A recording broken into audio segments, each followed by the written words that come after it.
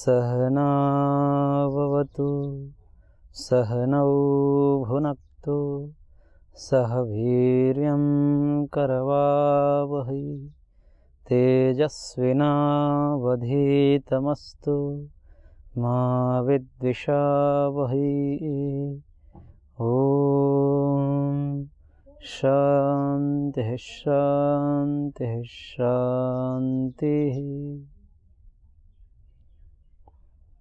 ओम श्री परमात्मने नमः। न्याय दर्शन की कक्षा में आप सभी का स्वागत है। न्याय दर्शन के हम प्रथम अध्याय के प्रथम आह्निक का स्वाध्याय कर रहे थे। उस प्रथम आह्निक के तीसरा प्रकरण प्रमेय प्रकरण पर हम विचार कर रहे थे। उस प्रमेय प्रकरण के अंतर्गत 12 प्रमेय की चर्चा महर्षि सूत्रकार ने किया है और उस 12 प्रमेयों में क्रम संख्या की दृष्टि से प्राप्त 10वां प्रमेय फल नामक प्रमेय पर हम विचार कर रहे थे। फल के संदर्भ में महर्षि सूत्रकार ने लक्षण दिया था प्रवृत्ति दोष जनितो अर्थ फलम। प्रवृत्ति जो पूर्व में हम पढ़ चुके हैं, प्रवृत्ति वाक बुद्धि शरीरारंभ, वाणी मन और शरीर से जो किया गया व्यापार अर्थात कर्म है उसे प्रवृत्ति कहते हैं। दोष के संदर्भ में भी हमने पढ़ा कि राग द्वेष और मोह ये 3 दोष न्याय दर्शन के अनुसार गिने गए हैं। और प्रवृत्ति दोष से जनित जो अर्थ है, जो पदार्थ है, उसे फल कहा जाता है। प्रवृत्ति 3 प्रकार से होती है, शरीर से, मन से, वाणी से। किंतु केवल प्रवृत्ति मात्र ही फल का कारण नहीं होता, अपितु उस प्रवृत्ति में जब राग जुड़ जाता है, द्वेष जुड़ जाता है, मोह जुड़ जाता है, तो वह प्रवृत्ति अर्थात वह कर्म फल देने में समर्थ हो जाता है।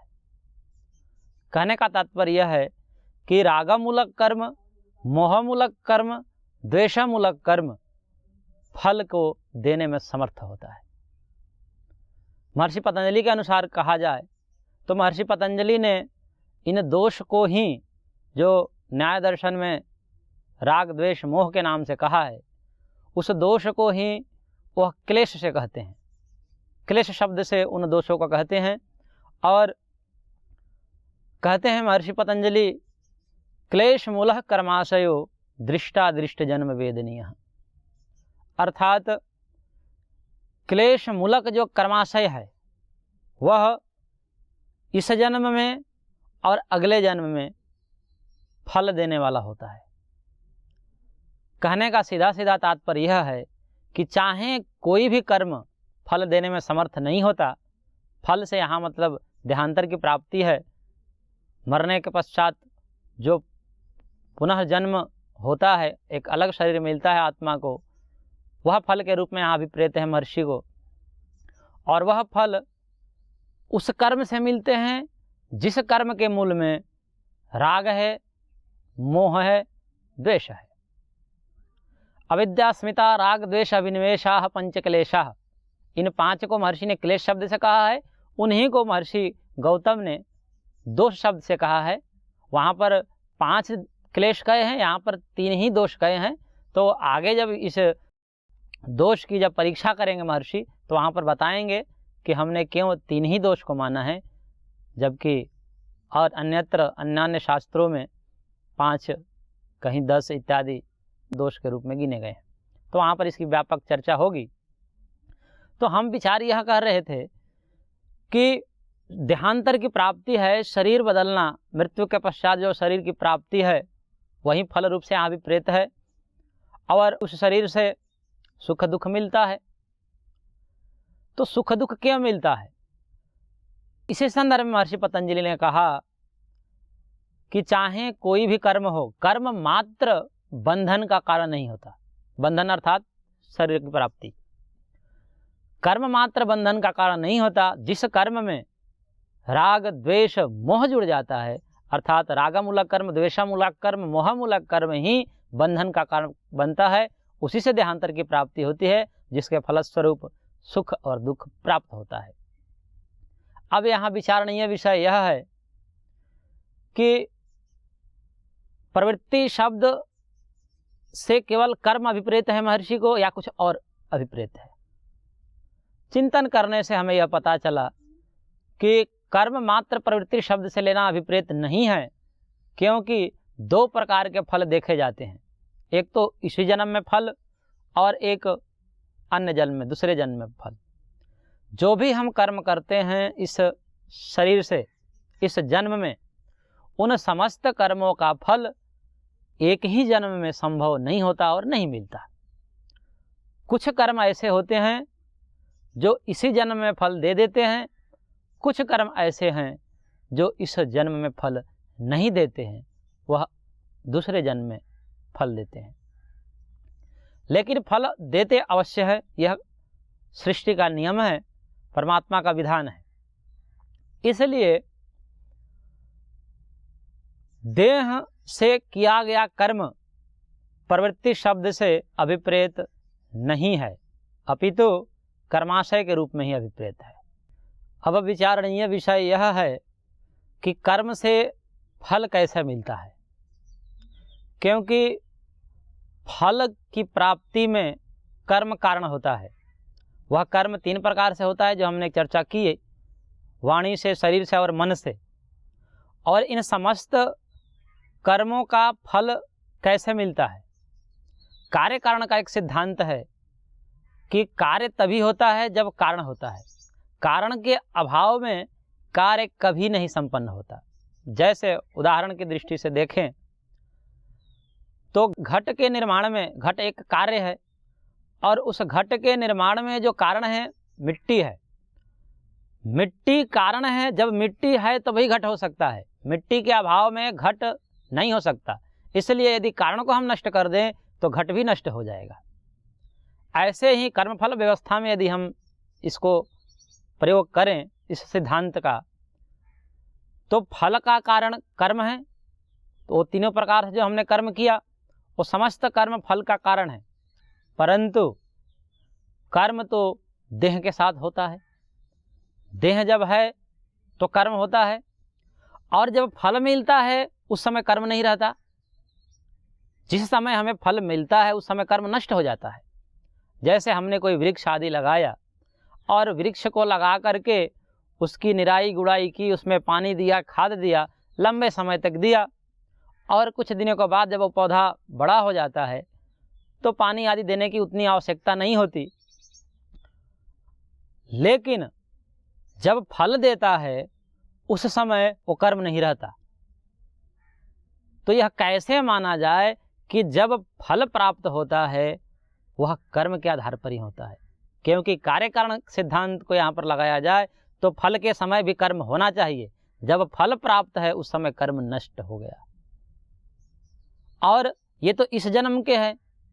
दो प्रकार के कर्म होते हैं, कुछ लौकिक कर्म होते हैं और कुछ वैदिक कर्म होते हैं।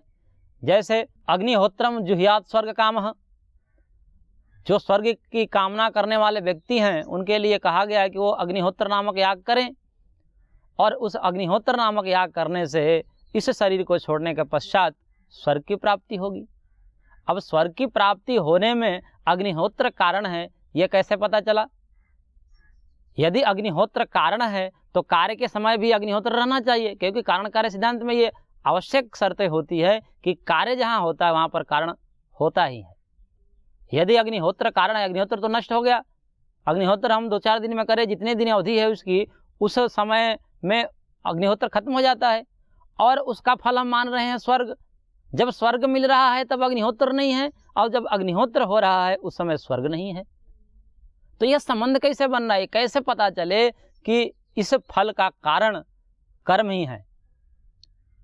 तो इसके लिए आचार्यों ने बड़े विचार करके और शास्त्रों को मंथन करके यह निष्कर्ष निकाला कि कर्म और फल के मध्य में संस्कार बनता है।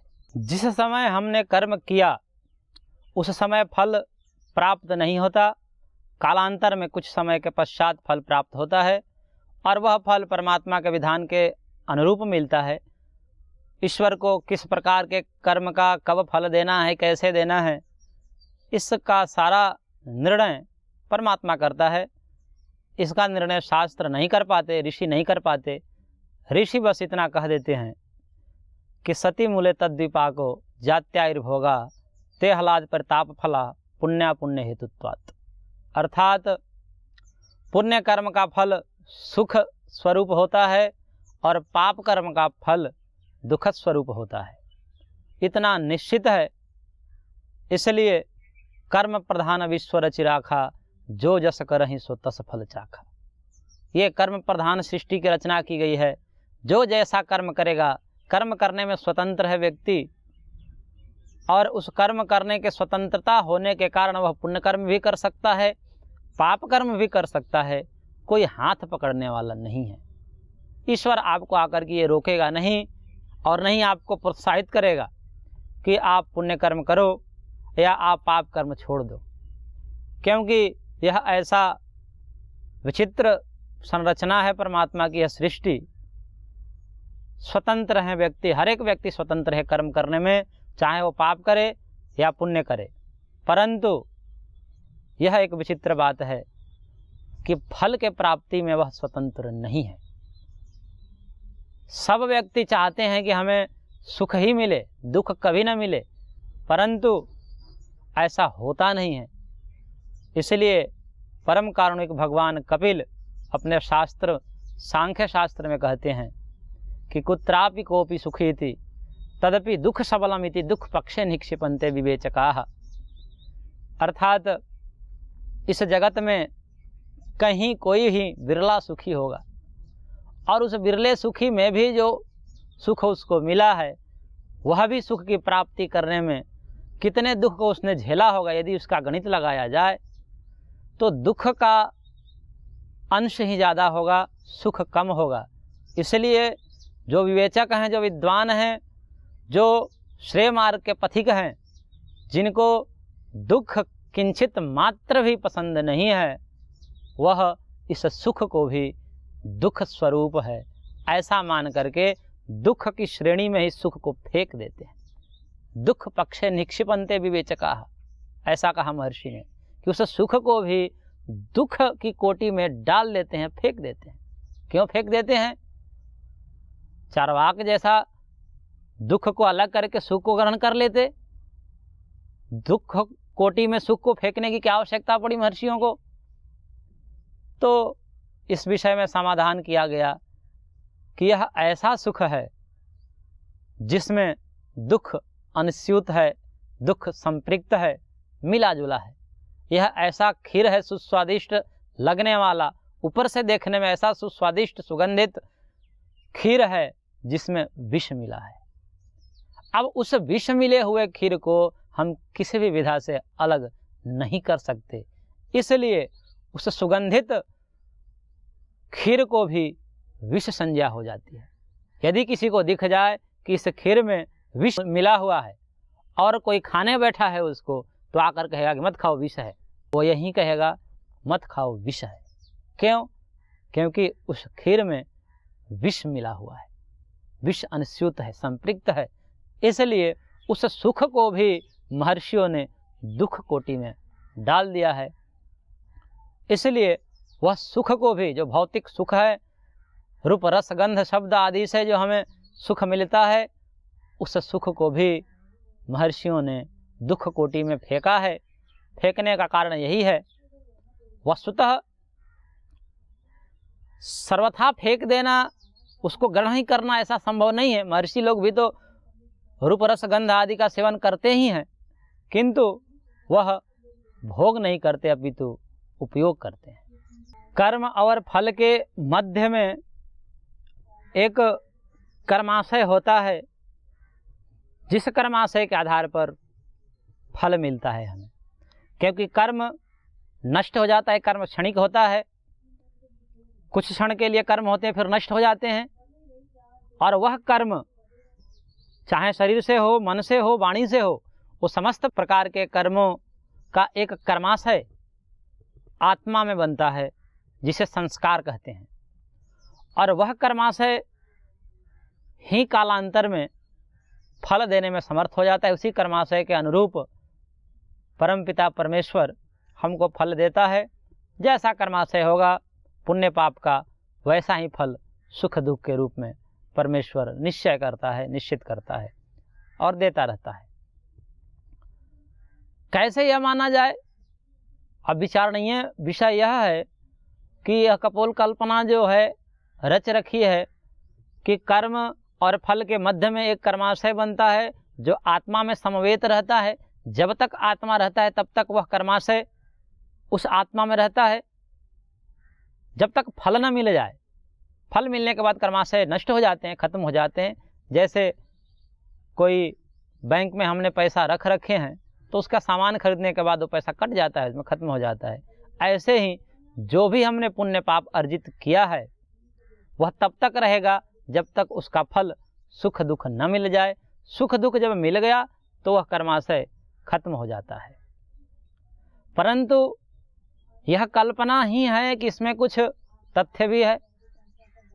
कर्म और फल के मध्य में आत्मा में एक संस्कार बनना, इसके लिए भगवान महर्षि गौतम ने अपने सूत्रों के माध्यम से आगे कहा है, उदाहरण दे करके, कि जैसे एक वृक्ष होता है और उस वृक्ष में हम जल सिंचन करते हैं, खाद पानी उसमें डालते रहते हैं, और कुछ समय बाद एक समय सीमा होती है खाद पानी डालने की, और उसके बाद यदि उसको छोड़ भी देते हैं तो अपने आप उसकी मूल जड़ें जो है अंदर तक चली जाती है ज़मीन से, तो अपने आप जल खींचती रहती है, इसलिए पानी देने की आवश्यकता नहीं पड़ती।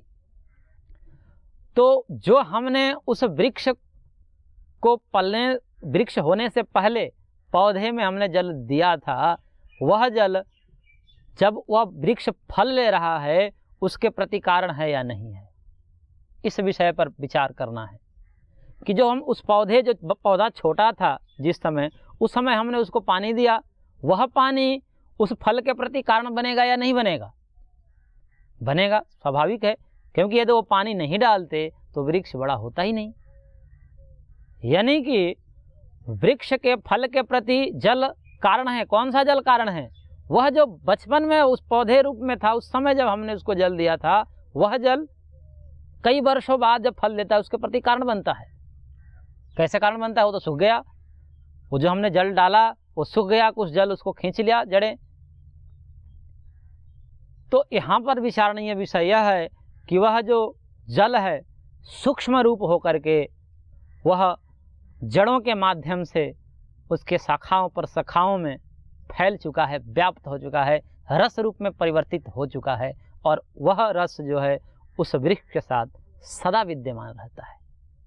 ऐसे ही जो भी हम कर्म करते हैं वह कर्म तो कर्म होने के बाद नष्ट हो जाता है, परंतु वह संस्कार रूप में आत्मा में सुरक्षित रहता है, और जब तक वह फल नहीं दे देता तब तक सूक्ष्म रूप में, संस्कार रूप में पड़ा रहता है आत्मा में। जैसे किसी वस्त्र पर, कोई श्वेत वस्त्र है और इस श्वेत वस्त्र पर कोई दाग धब्बा लग जाए सब्जी इत्यादि की, दाग तो हम छुड़ा देते हैं पानी से धोकर, साबुन से धोकर के, परंतु उसके अंश जो है रह जाता है, वो पदार्थ हट जाता है, जो इस पर गिरा रहता है सब्जी इत्यादि तो हट जाती है, लेकिन उसका दाग नहीं हटता।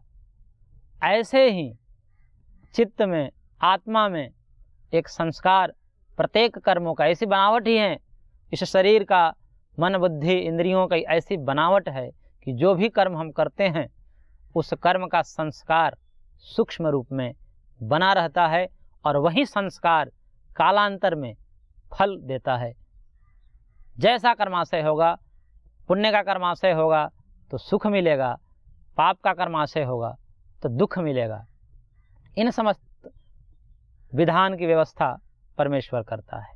इन समस्त कर्मफल व्यवस्थाओं का प्रदाता, देने वाला परमेश्वर होता है। वो यथासंभव, यथा अवसर देता रहता है।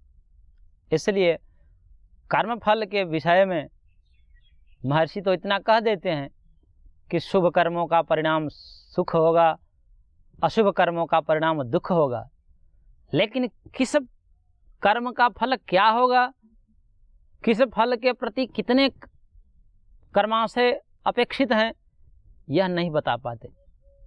इसलिए भगवान व्यास जी पतंजलि योग दर्शन के सूत्रों की भाष्य करते समय जब कर्माशयों की बृहद चर्चा की कि 3 प्रकार के कर्माशय होते हैं। एक क्रियमाण कर्माशय, जो हम अभी वर्तमान में जो भी करते हैं वह क्रियमाण होता है। एक संचित कर्माशय, जो संचित होता है। क्रियमाण मतलब जो इसी जन्म में देने वाला कर्म है, इसी जन्म में उसका फल मिलने वाला है, उसको क्रियमाण कहते हैं। दूसरा संचित कर्म, वह कर्म होते हैं, वह कर्माशय होते हैं जो इस जन्म में फल देने वाले नहीं होते, वो अगले जन्म में फल देने वाले होते हैं। क्योंकि प्रत्येक कर्मों का फल इसी जन्म में मिल जाए ऐसा संभव नहीं होता, क्योंकि कर्म हम अनंत करते हैं। इसी जन्म में कर्म हम अनंत कर देते हैं और समय सीमित होती है, इसलिए उस सीमित समय में उन समस्त कर्मों का फल नहीं मिल पाता है। क्योंकि कुछ कर्माशय पूर्व के भी होते हैं, प्रारब्ध रूप कर्माशय। तो तीसरा जो कर्माशय वो प्रारब्ध रूप कर्माशय है, जिसका फल है सति मूले तद्विपाको जात्यायुर्भोग, अर्थात जाति, आयु और भोग। यह 3 फल जिस कर्माशय के हैं उस कर्माशय को प्रारब्ध कर्माशय, भाग्य जिसे कहते हैं, भाग्य के रूप में, प्रारब्ध के रूप में उसको पढ़ा गया है। अर्थात इसका तात्पर्य है प्रारब्ध कर्म उसे ही कहेंगे जो फलोन्मुख हो गया है, जो कर्म फलोन्मुख हो गया है। अभी जो हमें शरीर मिला है, मनुष्य जाति में मिला है, यह किस कर्म का फल है? यह पूर्व जन्म के कर्म का फल है। और इस शरीर की एक निश्चित औसतन आयु है कि मनुष्य अधिकतम कितना जी सकता है। औसतन आयु है 100 वर्ष मानी जाती है। तो उस जाति के औसतन आयु भी निश्चित होती है, जिस जाति में लेगा उसकी औसत आयु निश्चित होती है। और कुछ भोग, भोग अर्थात सुख और दुख को भोग कहते हैं। सामाजिक भाषा में भोग दुख रूप में लिया जाता है, ऐसा नहीं है। शास्त्रीय भाषा में उसको भोग को सुख और दुख दोनों कहा जाता है। तो कुछ सुख दुख ऐसे होते हैं जो पहले से फिक्स हैं, वो आपको प्राप्त होना ही है। यदि कर्माशय में आपका ऐसा कर्माशय है जो दुख का कारण है तो वह दुख होगा ही। और कुछ कर्माशय ऐसे हैं जो सुख देने वाले हैं, वह भी यथा अवसर आपको सुख देगा ही। तो ऐसा नहीं है, कुछ एक होते हैं, कुछ ऐसे कर्माशय होते हैं जो पहले से निश्चित होते हैं, जिसका फल सुख दुख होता है, और कुछ हम पुरुषार्थ से करते हैं। तो पुरुषार्थ और प्रारब्ध इन दोनों का समन्वय से यह देह चलता है, यह सृष्टि चलती है, जिसमें पुरुषार्थ को वर्तमान बल प्राप्त है, प्रारब्ध को वर्तमान बल प्राप्त न होने के कारण वह क्षीण हो जाता है। इसलिए कहा जाता है कि प्रारब्ध कर्म को भी हम पुरुषार्थ से बदल सकते हैं, क्योंकि पुरुषार्थ को जो पहले से वेग मिल चुका है वही वेग है। प्रारब्ध हम स्वतंत्र हैं उससे तीव्र वेग से। यदि मान लीजिए कि हमारे कर्माशय ऐसे हैं जिसमें दुख मिलने वाला है, हम पुण्य कर्म इतने वेग से करें, इतने वेग, तीव्र वेग से हम पुण्य कर्म करने लगे तो वह दब जाएगा, अपना फल देने में असमर्थ हो जाएगा। इसलिए पुरुषार्थ को बलवान कहा गया है। तो इस प्रकार से फल के संदर्भ में हमने चर्चा की। आगे महर्षि सूत्रकार कह रहे हैं कि प्रवृत्ति दोष जनितो अर्थः फलम, जिस कर्म के मूल में दोष हैं वही कर्म फल देने में समर्थ होगा, दोष रहित कर्म फल नहीं देगा। इसलिए जो निष्काम कर्म करने वाले योगी सन्यासी हैं उनके कर्मों का कर्माशय नहीं बनता, वह कर्माशय देहांतर की प्राप्ति में कारण नहीं बनता। कर्माशय बन सकता है, इसमें भी 2 मत हैं। कोई कहते हैं कि क्लेश रहित भी कर्माशय होते हैं, कोई विद्वान यह कहते हैं कि क्लेश रहित भी होते हैं और सहित भी होते हैं। इसलिए मत वैविध्य है, परंतु क्लेश मूलक कर्माशय ही फल देते हैं, क्लेश रहित दोष रहित कर्माशय फल नहीं देते। यही तात्पर्य है। शेष आगे की कक्षा में। ओम शांति शांति शांति।